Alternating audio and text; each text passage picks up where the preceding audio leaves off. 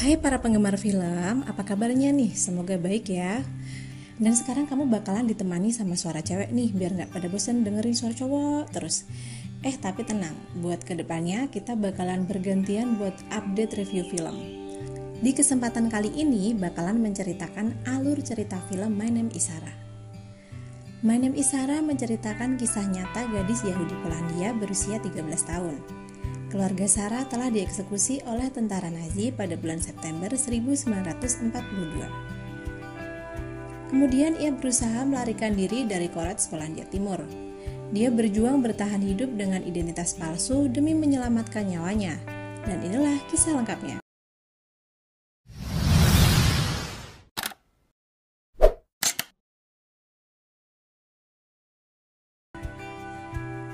Pada awal cerita, Sarah dan kakak laki-lakinya Mois tengah berlarian ke dalam hutan dan diincar oleh tentara Nazi karena telah berhasil kabur dari deportasi. Ketakutan mengiringi langkah mereka menerobos gelapnya hutan yang dipenuhi oleh pepohonan liar. Langkah mereka pun terhenti ketika sampai di bibir sungai. Mereka pun berhenti sejenak memikirkan cara untuk menyeberangi sungai. Karena memakan cukup waktu dan tentara Nazi semakin dekat, akhirnya mereka bersembunyi di balik akar pohon yang menjuntai. Nyaris para tentara bisa menemukan mereka. Beruntung karena pada akhirnya tentara Nazi memilih mencari ke arah lain. Sarah dan Mois bisa selamat lalu segera pergi dari hutan menuju rumah tetangganya yang sudah dibayar mahal oleh orang tua Sarah. Sesampainya di sana, Mois merasa tempat itu tidak sepenuhnya aman. Lalu mengajak Sarah untuk pergi dan Sarah pun menyetujui. Di saat Mois terlelap tidur, Sarah memutuskan untuk meninggalkannya dan melanjutkan perjalanan seorang diri. Itulah akhir pertemuan mereka.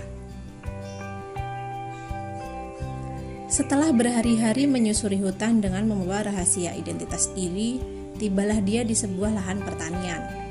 Sarah pun memantau dari balik semak-semak dan melihat petani Ukraina yang tengah menggarap sawah. Sarah memberanikan diri untuk menghampiri petani tersebut dan berpura-pura mencari pekerjaan. Melihat kehadirannya yang secara tiba-tiba, si petani muda pun yakin bahwa Sarah adalah seorang Yahudi. Dengan tegas Sarah membantah hal tersebut.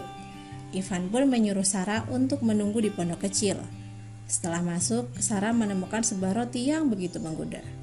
Rasa lapar pun memberontak dan hampir mengambil roti tersebut. Sarah pun berusaha menahan diri karena dia yakin sedang diuji kejujurannya.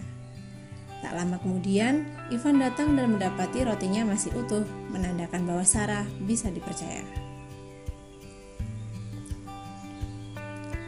Sarah pun dibawa ke rumah adiknya Pavlo dan Nadia yang kebetulan membutuhkan pengasuh anak. Pavlo dan Nadia tidak mau asal terima orang karena takut Sarah adalah seorang Yahudi yang bisa mengancam keluarganya. Lalu Nadia menguji kebenaran Sarah dengan menyuruhnya membuat tanda salib dan menanyakan identitas. Dari sinilah Sarah mulai melakukan aksi penyamaran. Ia mengaku kabur dari rumah karena memiliki ibu tiri yang selalu menyiksa. Berkat cerita tersebut, Nadia pun mengambil keputusan untuk menerima Sarah bekerja di rumah. Tak lama mereka menggelar acara makan malam. Kebetulan menu yang disajikan adalah daging babi. Nadia pun tahu bahwa kaum Yahudi tidak memakan daging babi. Tapi ia sempat heran karena Sarah memakan dengan begitu lahap. Babak baru kehidupan Sarah pun dimulai menjadi seorang pembantu dan bagian dari keluarga Pavlo yang berhasil dia kelabuhi. Sarah juga membantu menyembunyikan hewan ternak di ruangan bawah tanah. Karena selain diperas oleh tentara Jerman, ada juga kelompok bandit partisan yang sewaktu-waktu datang merampas. Suatu hari, Nadia yang masih mengkhawatirkan keberadaan Sarah, dia menyuruh Sarah pulang untuk mengambil dokumen pribadi. Sarah pun pulang ke Korets dengan diantar oleh Pavlo.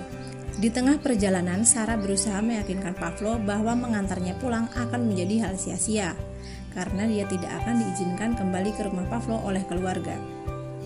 Pavlo akhirnya memutar balikan kendaraan untuk pulang ke rumah.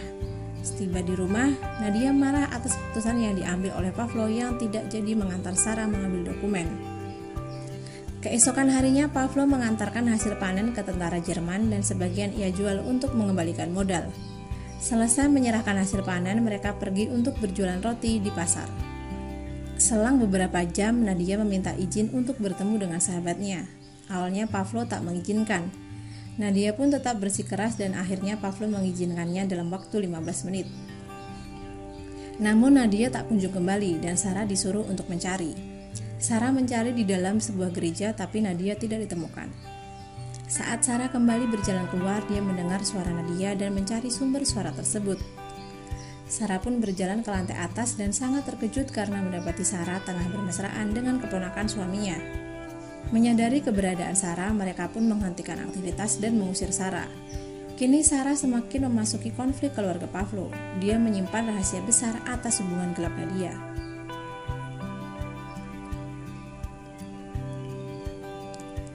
Tahun 1943, keluarga Pavlov merayakan tahun baru dengan sangat meriah. Di sana ada Grisha yang sudah dalam keadaan mabuk dan secara tiba-tiba berani mencium pipi Nadia di depan Pavlov. Pavlov mulai curiga dengan hubungan istri dan keponakannya. Sarah pun tetap berusaha untuk tutup mulut atas kejadian tersebut karena takut menghancurkan keluarga yang sudah menyelamatkan dirinya. Setahun berlalu, pikiran Sarah pun terseret kembali ke masa lalu ketika dia masih bisa berkumpul dengan keluarga besar. Hingga kini Sarah belum bebas karena masih harus menyembunyikan identitas diri. Ketika mereka berangkat ke pasar, ada sebuah pemandangan yang mengerikan. Mereka harus melewati mayat yang digantung di atas pohon. Sengaja dibiarkan oleh tentara Jerman sebagai peringatan bagi warga yang berani menyembunyikan Yahudi di rumah. Sesampainya di rumah, Nadia masih syok melihat kejadian tadi. Ia tiba-tiba demam dan langsung berendam di bak air. Ditemani Sarah dan sekali lagi ia menegaskan bahwa dia bukanlah seorang Yahudi. Sarah sempat menawarkan diri untuk meninggalkan keluarga Pavlov, namun Nadia mencegahnya karena tahu suami dan anak-anaknya sudah terbiasa dengan kehadirannya. Di hari Minggu, Nadia dan Sarah pergi ke gereja untuk beribadah. Sarah pun membuat ampunan di depan pendeta dan semuanya pun terungkap. Alasan Sarah bisa menguasai ajaran Kristiani karena memiliki sahabat dekat sejak berumur 6 tahun yang tumbuh bersama dan saling menyayangi. Sahabat Sarah itu bernama Mania Romancuk yang kini ia pakai sebagai identitas diri. Saat peperangan semakin sengit, keluarga Pavlov pun harus berlindung di ruangan bawah tanah. Sarah pun tidak ragu lagi untuk berdoa sesuai dengan kepercayaan dan saat itulah identitasnya terungkap di depan Nadia dan Pavlov. Ketika perang mulai mereda, mereka pun keluar dari tempat persembunyian dan mendapati keadaan yang sudah porak-poranda. Sarah pun memutuskan untuk meninggalkan keluarga yang sudah menolongnya selama ini. Sarah memeluk kedua anak Nadia. Pavlov pun pergi begitu saja tanpa meninggalkan sepatah kata. Sedangkan Nadia memalingkan muka karena seolah tidak ingin menunjukkan rasa kehilangan. Sarah pun melangkah pergi dan di tengah perjalanannya dia melihat mobil kelompok partisan. Sarah pun memohon agar mereka mau membawanya. Karena salah satu di antara mereka ada orang Yahudi, Sarah pun diperbolehkan untuk bergabung. Saat kembali ke Koretz, ternyata Moise sang kakak sudah tiada. Diketahui ada orang yang menyerahkannya ke tentara Jerman dan dieksekusi. Sarah pun kini hidup sebatang kara, menjalani hidup dengan masa lalunya yang begitu kelam. Tahun demi tahun berlalu, Sarah pun menikah dengan pejuang Yahudi dan dikaruniai 3 orang anak. Cerita pun selesai. Jangan lupa buat kalian untuk like, share, dan subscribe. Dan apabila ada rekomendasi film yang mau direview, kalian bisa tinggalkan di kolom komentar.